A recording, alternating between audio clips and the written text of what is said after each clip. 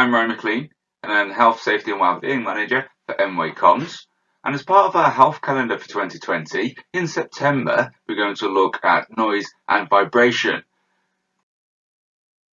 So we're going to look at understanding the risk in applying controls to noise and vibration. We're going to understand the health effects from noise and vibration, and we're going to look at correctly using associated PPE.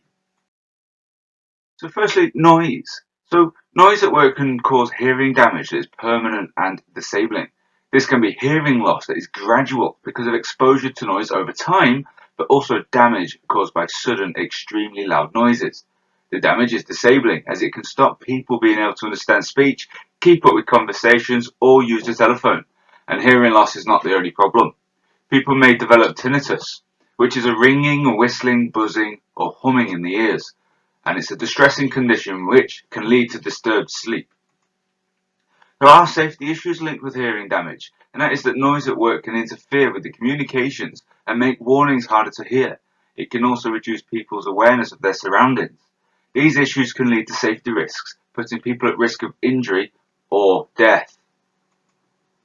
We have two exposure values. We have firstly the lower action value, which is of 80 dBA, 80 decibels, which is the A weighted, or we have the upper exposure, which is 85.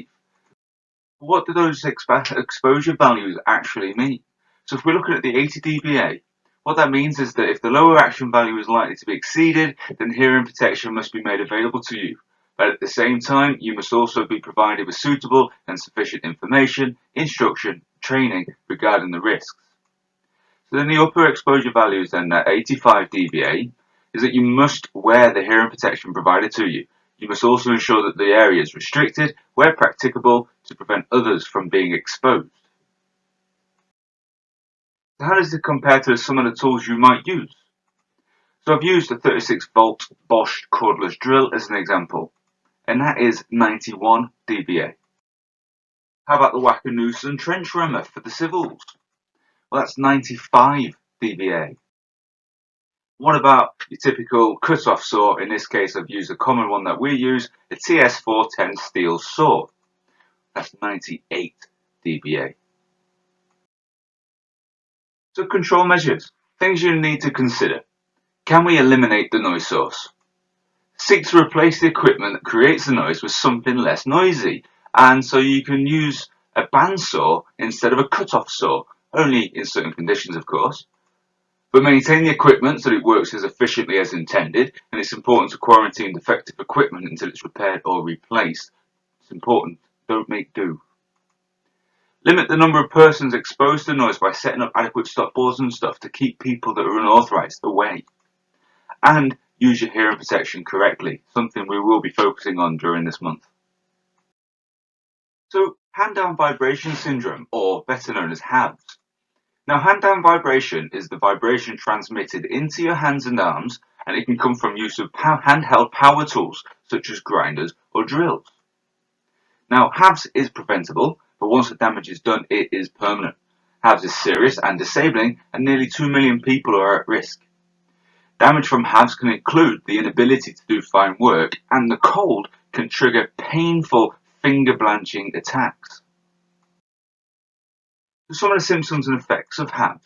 You have vascular, musculoskeletal, and neurological. I'll be going into a lot of detail about those over the next month. They're tingling and numbness in the fingers, which can result in an inability to do fine work, as I've said.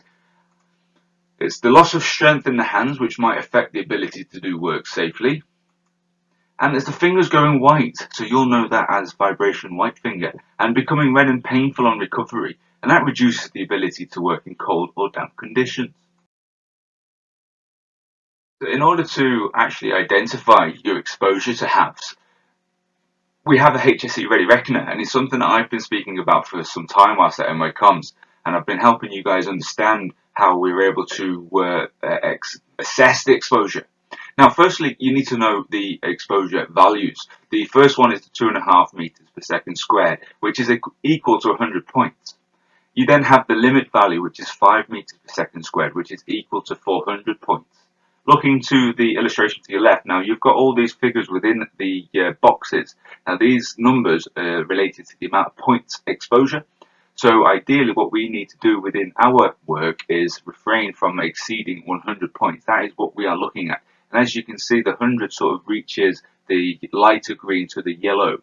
And as soon as we get there, we know that we are at our maximum for a single day. And a day, I must stress, is over 8 hours and not our typical 10.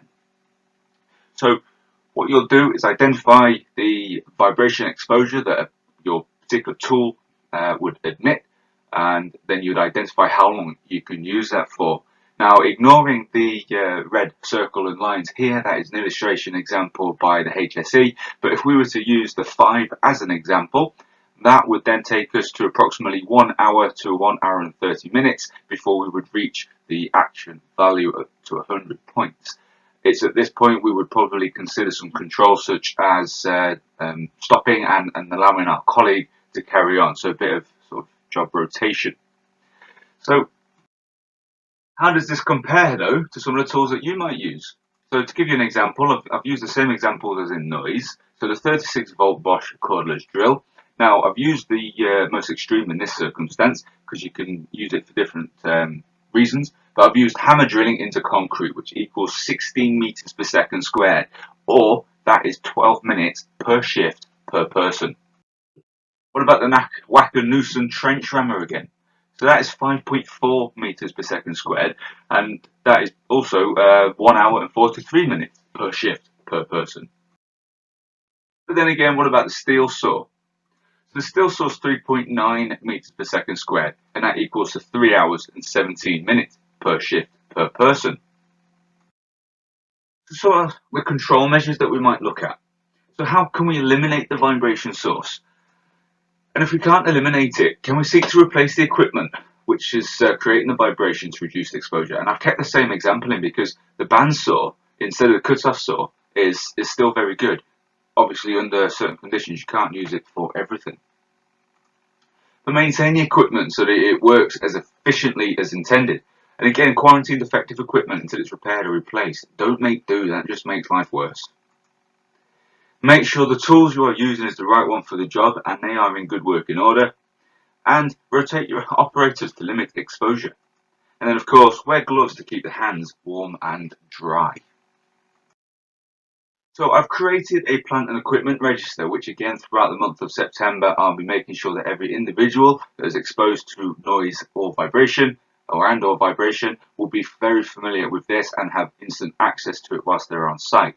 Now, as you can see, this is just an example of the sort of top 3, but the spreadsheet is ever growing and will continue to grow as we get to evolve this. But you can see a vibrating poker is the top option there. I mean, there's no particular order, but it does then identify your magnitude, which is 8.8, which your maximum trigger time is 39 minutes per shift per person. Then the noise levels is 94 dBA, which gives you a maximum exposure of 1 hour. Then you've got the pure. Now I've introduced pure as something else that we'll be talking about quite significantly. But pure is the provision and use of work equipment regulations, which sort of determine the suitability of the equipment that you are using and sort of discusses the maintenance and inspections of it. So you would have to do a pre-use visual check of that piece of kit before you start using it, but then at the same time you must also ensure that that piece of kit has had a signature signed against it on a pure form, which we have.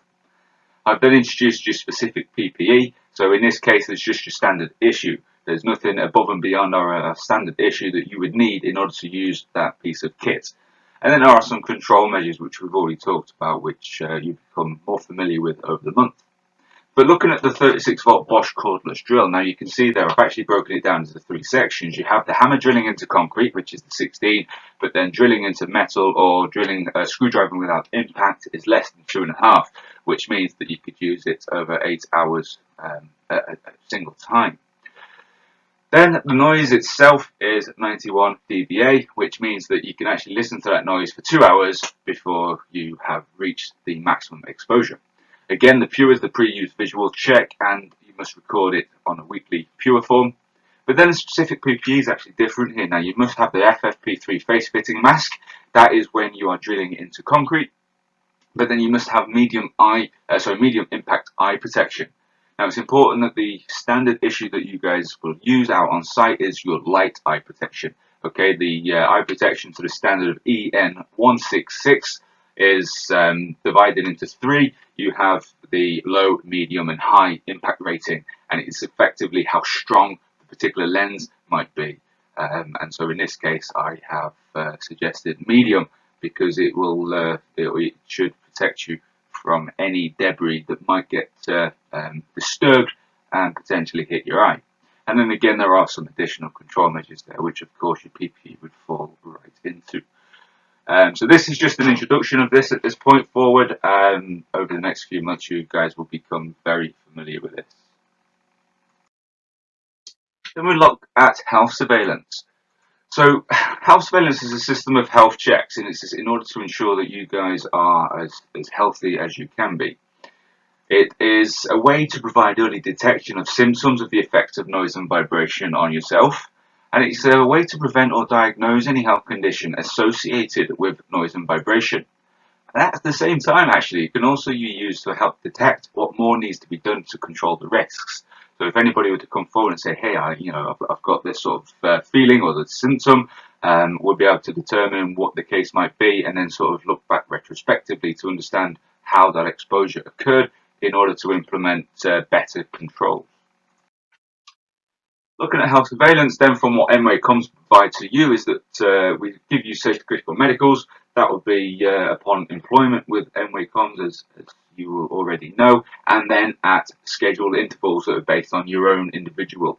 Annually, we give you a health surveillance self-assessment form, so it's really important to treat that as serious as it is and provide us with accurate information. And therefore, if you feel anything at all with regards to noise or vibration, please do report it on there. I'll pick that up and I'll be getting in touch with you on a one-to-one basis, because at that point forward, we could look at giving you additional assessments with occupational health.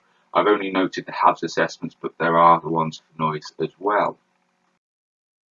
So please continue to provide feedback. You have different ways to do so. You can speak to your supervisor or the manager, you can speak to a safety rep, you can speak with a health, safety and wellbeing team, and you can submit an observation via the comms card, which is the app.